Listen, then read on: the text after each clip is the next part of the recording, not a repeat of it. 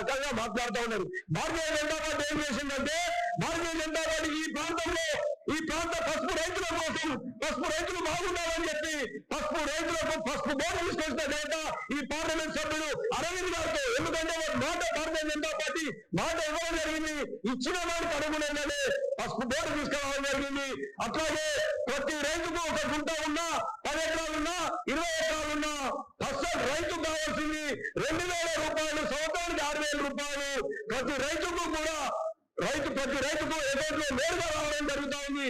దానికి తోడు రైతాంగానికి ఏ రైతైనా చిన్న సన్నకారనే కాకుండా ఎరువుల మీద ప్రతి ఒక్క డిఏపి బస్తా మీద 2,800 రూపాయలు ఒక బస్తాకు సబ్సిడీ ద్వారా రైతుకు ఇవ్వగలుగుతా ఉంది. ఒక యూరియా బస్తాకు 1,860 రూపాయలు ఒక యూరియా బస్తాకి ఇవ్వడం జరుగుతూ ఉంది. సంవత్సరానికి ఒక పంటకు రైతుకు నేరుగా 16,000 నుంచి 18,000 రూపాయలు ఒక్క పంటకు ఈ ప్రభుత్వం ఈ రైతాంగానికి కేంద్ర ప్రభుత్వం ఇస్తామని చెప్పి ఈ కాంగ్రెస్ నాయకులు చెప్తా ఉన్నా. మీకేమాత్రం చిత్తశుద్ధి షోయి ఉంటే మీరు చూడండి, ఏ రైతులను అడగండి ఎరువుల మీద సబ్సిడీ ఎంత ఇస్తా ఉంది ప్రతి సంవత్సరం. ఎందుకంటే 2014 కంటే ముందు మద్దతు ధర వడ్లకు 1,360 రూపాయలు ఉండే.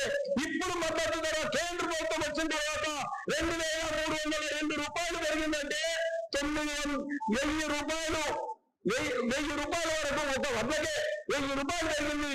పూర్తి స్థాయిలో అన్ని పంటలకు మద్దతు ధర 2013 నుంచి 2024 వరకు ఎంత పెద్ద మద్దతు ధర పెంచింది ఏంటంటే కేంద్ర ప్రభుత్వం పెంచింది.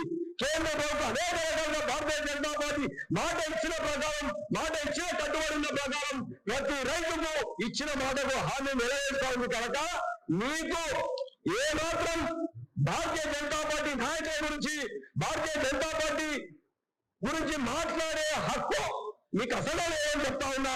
ఒక పక్క రైతులందరూ కూడా 29వ తారీఖు నాడు పెద్ద ఎత్తున పార్టీలకు అతీతంగా రైతులందరూ దానికి దీక్ష కోసం వారు కార్యక్రమం చేపడితే భారతీయ జనతా పార్టీ స్థానిక శాసనసభ్యులు రాజేష్ రెడ్డి గారు మేము రైతాంగం కోసం పూర్తి స్థాయిలో మేము మద్దతిస్తాం, రైతులందరూ భారతీయ జనతా పార్టీ ఉంటాయని చెప్పి వారు పత్రికా ముఖంగా వారు చెప్పడం జరిగిందా ఉంది.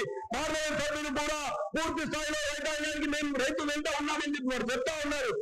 వీరు ప్రజలలో రానున్న రోజుల్లో భారతీయ జనతా పార్టీ ఎరువులను చూడలేక వారు ఇచ్చినటువంటి హామీల్ని నెరవేర్చలేక వారు చేస్తున్నటువంటి ఒకటే కాదు, రైతాంగానికి 420 రకాలైనటువంటి హామీలు ఇవ్వడం జరిగింది. ఇప్పటి వరకు ఏ ఒక్కరు కూడా హామీ నెరవేర్చలేదు కనుక రానున్న రోజుల్లో ఈ యొక్క కాంగ్రెస్ పార్టీ మేము అడుగుతా ఉన్నాం, మీరు ఇప్పటికైనా భారతీయ జనతా పార్టీ నాయకులకు క్షమాపణ చెప్పాలని చెప్పి మారా చంద్రబాబు కోరుతా ఉన్నా. లేకుంటే గ్రామాలలో కూడా పూర్తి స్థాయిలో కాంగ్రెస్ పార్టీ నాయకులకు కూడా తిరగలేకుండా రైతులు కానీ భారతీయ జనతా పార్టీ కానీ వారందరూ కూడా ఊర్లలో వెళ్ళనీయకుండా బయటనే గెంటేసేలా భారతీయ జనతా పార్టీ కొట్లాడుతూ ఉంది. మీరు ఇచ్చిన హామీలు నెరవేర్చేంత వరకు రైతులు వెంబడే భారతీయ జనతా పార్టీ ఉంటూ నెరవేర్చేంత వరకు కూడా భారతీయ జనతా పార్టీ రైతులందరూ ఉంటుందని చెప్పి హెచ్చరిస్తా ఉన్నాం. జై జవాన్. రైతులకు ఏకకాలంలో 2 లక్షల రూపాయలు వెంటనే